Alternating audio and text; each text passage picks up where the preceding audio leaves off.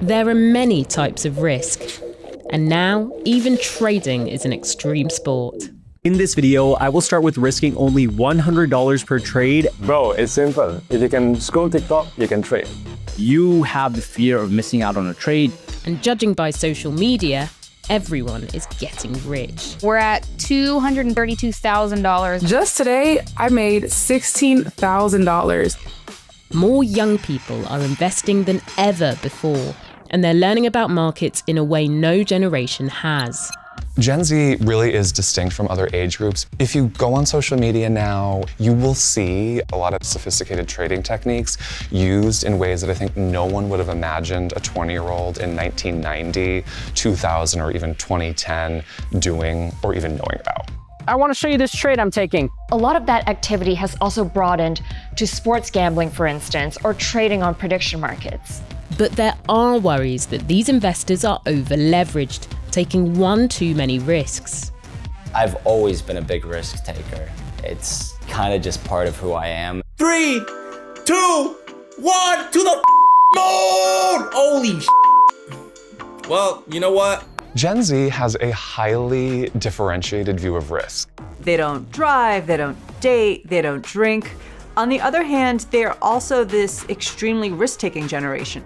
And for many, it's the only path they see to getting ahead. YOLO stands for you only live once. So YOLO bets would refer to risky investments where the trader has an attitude of, you go big or you go home.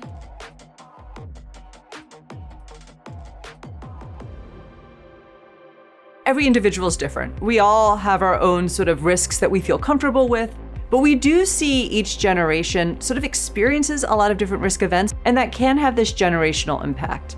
We generally think of Gen Z as people born between the late 1990s and the early 2010s. One way to think about it is it's Z for Zoomers. These are people who all kind of went online during the COVID pandemic and who were all defined by that experience. Some of them were children during the Great Financial Crisis. They certainly felt the stress of their parents losing quite a lot of their stock market portfolios, or maybe even losing their homes. And then they were graduating high school or going into college or entering the labor force during the pandemic, which is a huge shock. If you're especially a male college graduate, the economy overall is in good shape. You're looking at unemployment rates similar to a recession level. More generally, all young people have had a harder time finding a job. This is the average unemployment rate for all workers. Now look at young workers. It's hovering around 7%. We see this sort of odd dichotomy going on with Gen Z. If you look at their financial portfolios, they have more money than any other generation. But they also are going to be a lot less likely to own a home.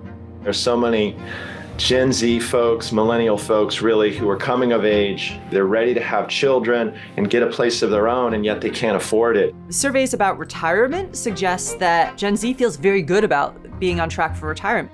But when they talk about their overall financial situation, they tend to feel pretty dark. There's been an interesting academic paper from economists at Northwestern University and the University of Chicago showing that as people start to give up on home ownership, they tend to consume more, work less, and put more money in risky investments. It's an outlook that's being called financial nihilism. Financial nihilism is a term that was coined by the podcaster Dmitry Kofinas, and it refers to this idea that it seems like a lot of traditional long-term paths to financial security no longer work. And so under those circumstances, you might as well go for broke and take big risks in order to meet your financial goals. Studies suggest a higher percentage of Gen Z and millennials feel behind financially and need to take risks to catch up. Gen X and boomers tend to feel more secure and trust in traditional investments. Gen Zers have spent the last 2 decades or so in a pretty straightforward bull market. For instance, if you put your money in the S&P 500 10 years ago, you would have seen that grow on average 15% a year, which is actually historically very high. There was a really big correction a few years ago, but the market recovered from that. So that has really fostered this sense that they can win if they play the stock market. I'm part of Gen Z. We seem to be constantly getting priced out of everything. Owning a home, being able to afford to have kids, being able to afford a wedding ring, rent keeps going up, the wages keep stagnating or going down, unemployment is rising. So there's a desire to try and find your own way because the system doesn't seem to be working for us. So my initial investment was $13,000 in total. I have made $109,000 from retail trading. I'm very focused on saving and making sure that I have a financial future. But seeing people who struggle every day just to get by, and I'm doing this and it works. It's just such a weird disconnect because I'm pressing buttons on my phone. Playing the stock market is key here because day trading and the apps that support it are also a form of entertainment. Gamification has been one of the biggest themes in retail investing in the past decade. It's rewarding a lot of parts of your brain that you might get if you're winning something, and it reinforces certain behaviors, and it makes, say, investing in a stock fun. Hold that thought until after this. The London Stock Exchange continues to shrink. Uncover more at Bloomberg.com/videos. Technology has allowed this to become something almost similar to social media, right? Where we've got people who, maybe they're double tapping on Instagram, they're going into TikTok, and then they're also between those moves going into their investment apps. Take the US options market, which was once the domain of professionals at hedge funds and trading desks. Look how trading volumes have notched record after record in recent years, driven by itchy retail investors. Academic research has always been consistently negative about excessive trading for individual traders. One reason is that a lot of individuals tend to trade too much, which means they give away a lot of their gains in the form of transaction costs, or they tend to chase trends and buy assets at their peak.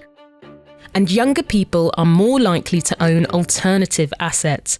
For example, other generations don't have as much crypto in their portfolios as millennials and Gen Z. We've seen the line between gambling and investing get increasingly blurred, and probably some people would say that there has never really been a clear difference. But with gambling, there tends to be more of a winner and a loser. Investing, to me, has positive, say, externalities for the whole economy. Like, you buy a share of a stock, you hold it for the long term. That company might invest in technology, they might hire someone, and it sort of grows the economy. If you bet on a football game, it's not quite clear what economic benefit is to that.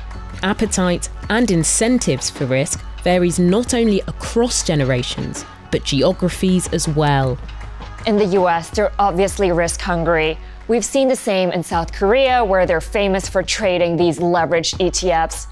But it's been a little bit more muted in Europe, where historically people have put up more of their money in bank deposits or safer fixed income investments. And here we're actually seeing governments wanting to encourage people to put more of their money in the stock market. There's one study that looked at Gen Zers in China and find that they are more risk averse than other Chinese generations. When you look at their investment habits, they're more likely to invest in gold. Wherever they are, it's important not to dismiss young investors. After all, money is being made here, just not necessarily all the time. Please. Order filled. Oh my gosh, dude!